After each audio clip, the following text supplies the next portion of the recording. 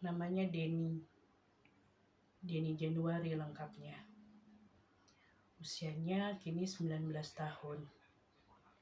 Ia adalah seorang mahasiswa dari sebuah perguruan tinggi yang terletak tidak jauh dari tempat tinggalnya. Hidupnya biasa-biasa saja.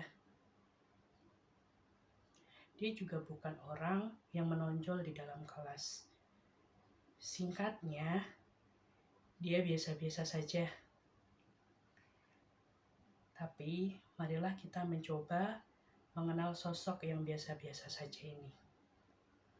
Oh ya, aku udah bilang ya kalau hidupnya biasa-biasa saja. Maksudku, bukan jenis kehidupan yang mengharu biru seperti drama-drama Korea yang biasa kalian tonton loh.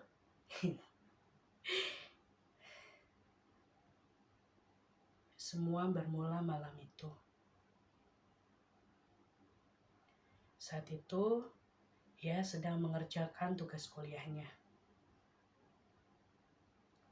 Besok harus sudah dikumpul ya, kata dosennya tadi via WhatsApp group. Sejujurnya, dia tidak begitu mengerti tentang materi yang dosennya sampaikan. Nah, akhirnya ia pun mencoba bertanya kepada teman-temannya.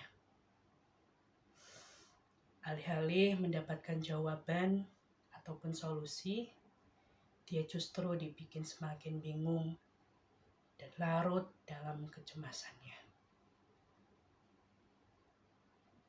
Waktu telah menunjukkan pukul 1 dini hari. Namun ia masih saja terus berkutat dengan tugasnya yang tidak kunjung usai. Masih terngiang jelas apa yang dikatakan teman-temannya tadi. Masa gitu aja gak ngerti, kata teman pertamanya. Aku aja belum ngerjain santai kok, kata teman keduanya. Hidup cuma sekali bro, gak usah dibikin ribet, kata teman ketiga. Woles aja woles, ntar juga kelar sendiri. Gak usah dipikirin tugas itu, kata teman keempatnya. Hal tersebut membuatnya semakin mempertanyakan kemampuan dirinya. Mempertanyakan apakah dia bodoh, apakah dia yang tidak becus. Mengingat teman-temannya seakan-akan santai dengan semua itu. Seakan-akan mereka tidak terbebani dengan tugas-tugas kuliah mereka.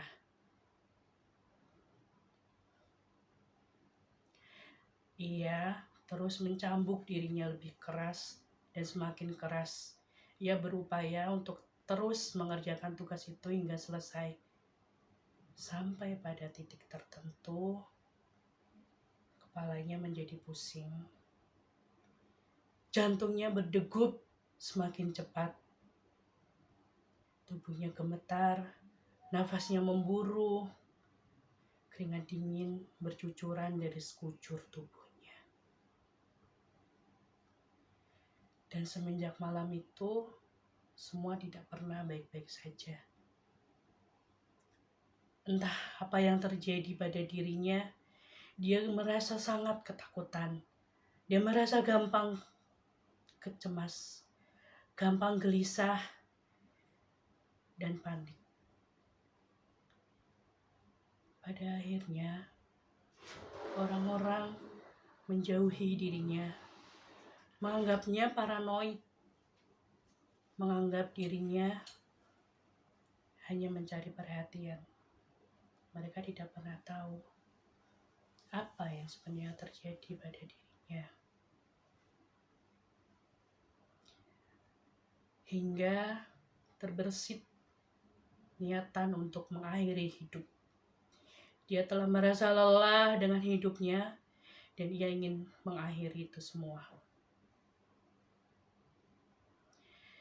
Namun, saat ia ingin mengakhiri hidupnya, ia pun mengurungkan niat tersebut karena ada seseorang yang menatapnya lama dan dia terus menatap tanpa mengatakan apapun. Itu membuatnya canggung, membuatnya berpikir kenapa orang itu menatapnya.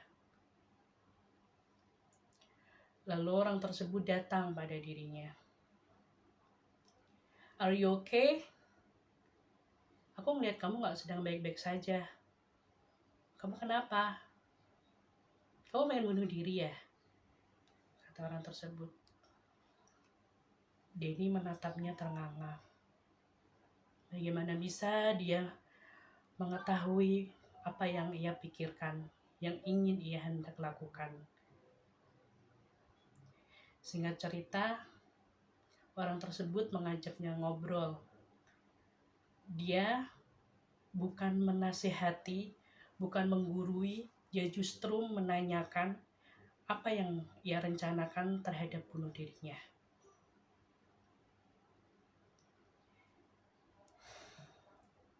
Waktu terus berjalan. Dia pun mulai merasa tidak sendirian lagi. Dia merasa ada seseorang yang peduli pada dirinya dan selalu memperhatikannya. Hingga orang tersebut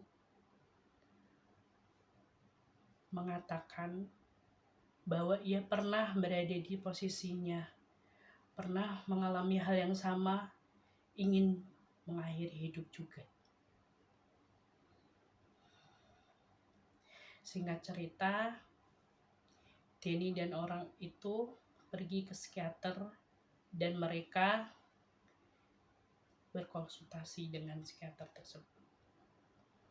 Apa yang bisa kita ambil dari perjalanan Denny ini?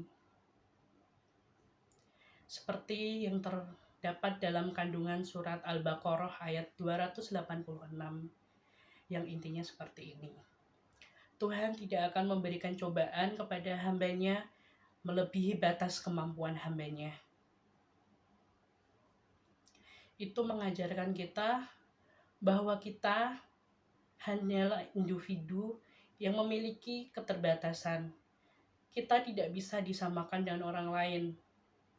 Orang lain bisa ini, orang lain bisa itu, tapi kita belum tentu bisa sama seperti mereka.